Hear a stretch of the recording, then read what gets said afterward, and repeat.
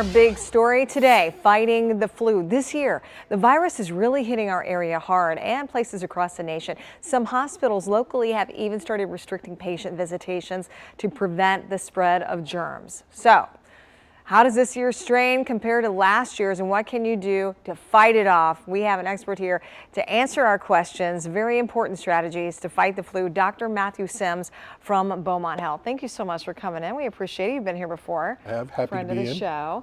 Well, let's start off first with what are the most common symptoms of the flu? Sure. Fever, upper respiratory symptoms, cough, sniffling, congestion, body aches. Body aches is a very bad one, very commonly found with the flu, headaches, that sort of thing. So what are the differences mainly between getting the flu and getting the cold?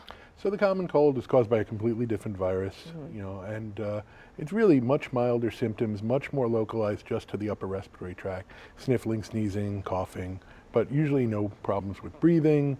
You don't tend to get those body aches, you don't tend to get the high fevers, and it's generally not as deadly.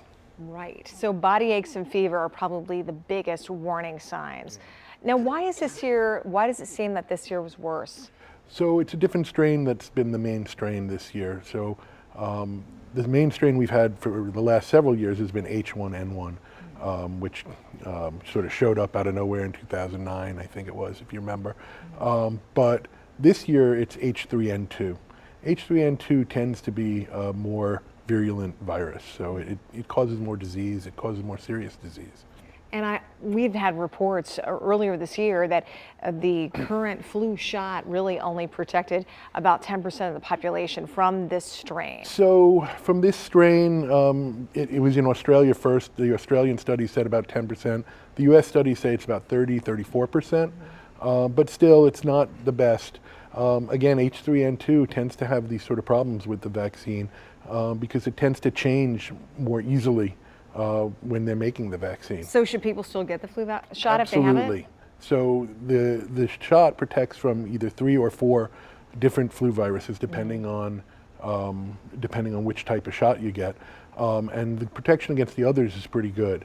That's one thing. 2, it still gives you some protection to prevent you from getting H3N2, and even if you still get the H3N2, frequently, most years when we look back, the people who got the vaccine and still got the flu got a much milder case. So less symptoms, recovered faster. So it's not too late to get it. How long does it take to really kick in after you get it? About 2 weeks. So 2 weeks. So jump to it, folks, if you haven't indeed gotten your flu shot yet. What's the best way to stop the spread of the flu? So if you're sick, stay home. That's an important thing. Cover your mouth when you cough. Good hand hygiene. Wash your hands, wash them well, everybody. And that's the best you can do. The vaccine, of course, is still one of the best ways to prevent the flu from spreading. That's right. And so for the most at-risk populations, what would you say? So for the most at-risk populations, the very young, the very old, people who have other medical conditions, the flu can really be devastating sometimes.